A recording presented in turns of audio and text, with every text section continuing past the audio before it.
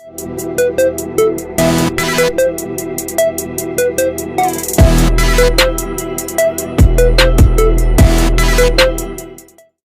guys, welcome back to another whiteboard chat, and today we're going to talk about aldosterone and how it relates to peaking, or peaking for a bodybuilding contest or a photo shoot or whatever it might be. So again, this was a story vote. It was actually a really close one. Had blood pressure, and then also talk about aldosterone. Those were the two choices, and since they are actually pretty closely related, I will just go ahead and cover blood pressure next time. Since this won out, that'll be actually a good segue into the blood pressure whiteboard chat next time. So first off, what is aldosterone? Well, aldosterone is produced here in the adrenal gland, and let's talk a little bit about what it does. So I cut off some of this. I drew this little kind of feedback loop here, but there's actually a lot more to it if you want to really go through all the downstream effects of aldosterone. It's not really the point of the video, but it does interact with other tissues. But for the sake of this topic, aldosterone is produced in the adrenal glands. Main properties are regulating Na and K, so sodium and potassium, or overall electrolyte balance. Okay, so obviously we're talking about fluids, so it's interacting with the kidneys, right? So it can stimulate renal tubules to absorb Na or sodium, or it can actually secrete K into the urine, or potassium. So this is if it goes up or down. If aldosterone goes up, we're going to have sodium retention and water retention, at least more water retention in the places that you probably don't want it when we're talking about peaking. Because water can store in different intracellular, extracellular, subcutaneous, intramuscular, right? So it can go in different places in the body. We want intramuscular water, right? We don't want a ton of subcutaneous water. We want intramuscular water to make us look full and dry. So, okay, so that's essentially what it does. And that's obviously why and I didn't even spell it right. Look at that. Left off at E. There we go. And that's why it's important to peaking. So let's talk a little bit more about aldosterone here. High aldosterone, like I said, will retain Na, lose K. Retain sodium, lose potassium. Aldosterone is not a bad thing. We do need aldosterone. We don't want it to be too low. We don't want it to be too high. We want it to be regulated. So we don't necessarily want to manipulate it up or down in any extreme. However, if that does happen, you may run into some of these water retention problems, like I said. Also helps regulate regulator of blood pressure, mainly through the RAS system, or RASS system, which I will go into what that actually is in the next video, and when we talk about blood pressure. And then there's some cool medications and things we can talk about with that as well. But regulator of blood pressure, mainly through the RAS system. High K to Na ratio, and SLGT1. So this is a protein that helps regulate glucose absorption. So if you guys have ever heard about not having enough sodium and how you can absorb glucose as well, can that interrupt peaking? Absolutely yes. So what's something that we commonly see in people? If they reduce sodium, eat more carbohydrate, take in less water. Well, how the heck are you going to absorb glucose when you do that things? Sodium and water, both these things are required not only to, you need a certain amount of water for each gram of carbohydrate, but you also need sodium for transport through SLGT1, right? So, that's a bad recipe there, especially if you're loading carbohydrates heavily. In small manipulations, it might not be an issue, but if you're loading carbohydrates heavily, it's going to be an issue. We'll talk about that more here in the do's and don'ts. But I get asked this question a lot, and how fast does aldosterone actually rise? So let's say if we were to lower sodium intake, or we were to drastically lower water intake. Like, how fast would it actually have a negative impact? Because it may have somewhat of a positive impact acutely, too long may have a negative impact. Well, there's some factors to consider. There's not going to be a certain amount of hours. How much muscle mass do you have, or how much body water do you have initially?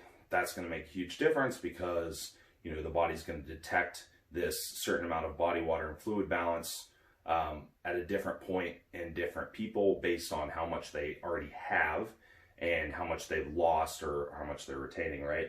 So that would make a huge difference. Also, just genetic factors, blood pressure would make a difference. A few other things would make a difference in there. But I mean, generally I wouldn't want to see anyone go without normal amounts of water for maybe 12 hours at the most. And that's probably pushing it, especially in the people that I see are very lean. And I'm saying that, like, if you cut off water at 9 o'clock on Friday night before a Saturday show and you came in for a 9 a.m. prejudging the next day, that's 12 hours. If you had no water in there, you'd probably see some rise in aldosterone. You'd probably see some negative effect. Now, if you cut off water a few hours before stage, no, you'd probably be all right. You'd probably be fine, especially if you're hydrated beforehand. But again, it will depend on the person. How much, if someone's holding a ton of water and their aldosterone levels are already super low, they might be able to go a little bit longer. Everyone's just going to be different. Those are things you need to experiment with beforehand. And if you don't know, or you don't have a chance to experiment, just play it safe. So we can talk about that right here. Do's and don'ts. Okay. So don'ts would obviously be like what I talked about earlier. Don't drastically reduce sodium or drastically reduce water or both, and load carbohydrates. Terrible idea. Horrible, terrible idea. Why do people end up with this, like, can't digest the carbohydrate, brick in the stomach, don't look good on stage, look washed out, not full. Then they go out and they have a free meal. What do they have? They drink a bunch of water or whatever, or tea or soda or whatever, because they're thirsty. And then they have sodium because of the meal, and then they look great the next day, and they think that they probably under-carbed for the show, which is not true. They under-sodiumed and they under-watered probably. So it was an electrolyte issue and a fluid issue more than anything. Don't do that. Do's. What would a do be? Well, try to learn these things ahead of time, but if you can't, keep things as simple and close as possible. Small manipulations only.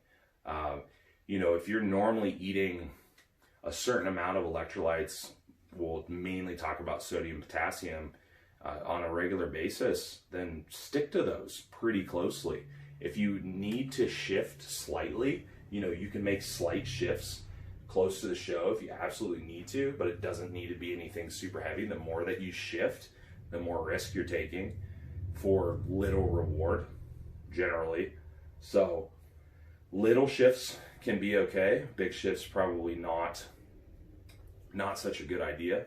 But if you are typically eating 5 grams of sodium and 5 grams of potassium, then just continue to eat 5 grams of sodium, 5 grams of potassium all week. If you load heavily on a day, you might need a little bit more sodium on the day that you load, okay? Just to help facilitate, the absorption.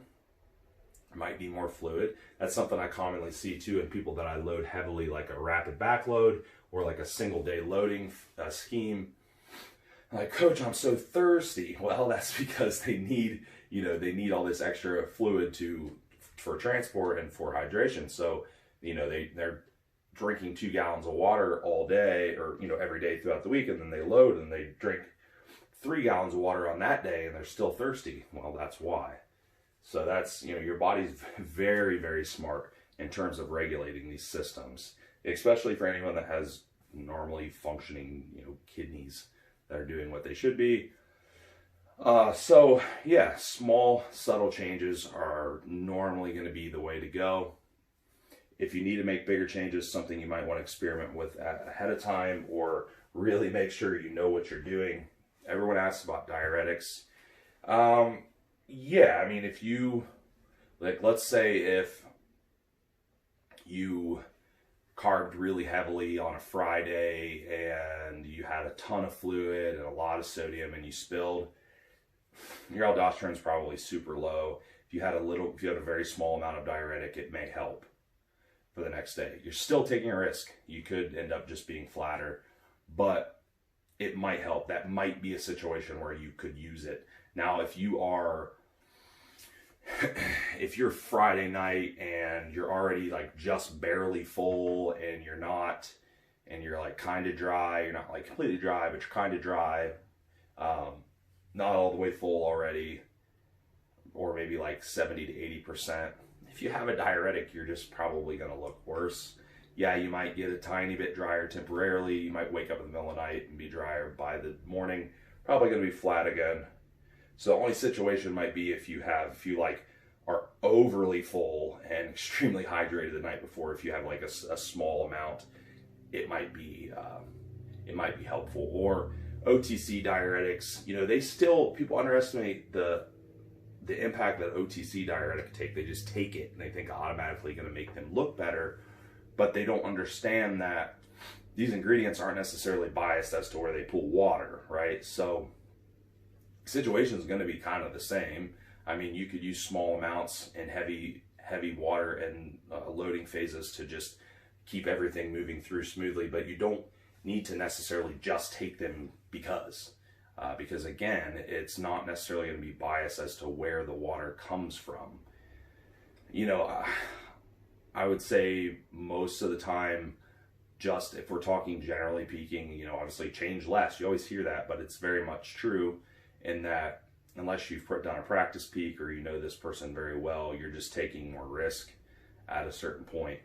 But again, that would be kind of where a diuretic may fit in there, unless you're very experienced with them and you know exactly how they're going to fit in. Generally, they don't always help a lot. Okay.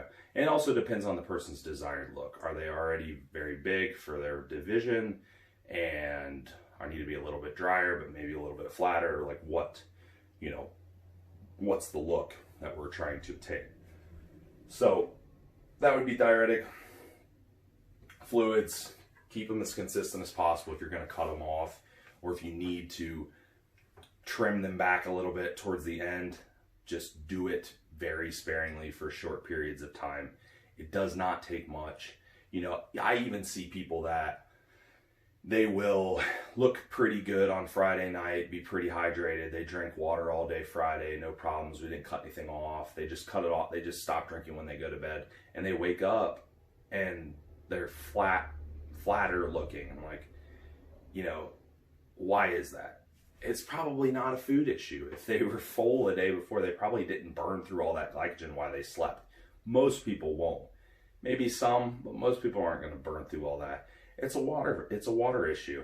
A lot of time I can say, all right, have this amount of fluid and go into the bathroom, whatever, get in front of the mirror, do a couple rounds of posing, grab your band, pump up a little bit. How do you feel after you had the fluid? Boom, it's coming back. It's starting to come back. It's starting to come back to life. Well, that's just a fluid issue, right? So don't underestimate the water. The aldosterone levels, the electrolyte levels, water levels, these things are going to change your look probably quicker than food, because you're at a show, you're checking in, the most you're probably moving around is to maybe stand there and get tanned and walk down to check in and weigh in. Probably just sit in your hotel room, probably not doing a whole lot. You may have driven to the show that day or whatever, or got on a plane or whatever. You're not burning that much glycogen, probably not really training that day, all this stuff. So again, think about that. When you're making your choices, it's almost always a water issue more than anything else, unless you're extremely depleted in terms of food. So something to think about. But yeah, I know that's some just general guidelines, but those are some things to just keep in mind when you're trying to evaluate things, because it gets so difficult to look at someone and think, oh, they're flat, but I'm not sure why. Are they watery? Are they actually flat? Do they need more water? Do they need more food? What do they need? Hopefully that will help when you kind of look at someone and can maybe evaluate them a little bit better. Aldosterone levels play a huge role here.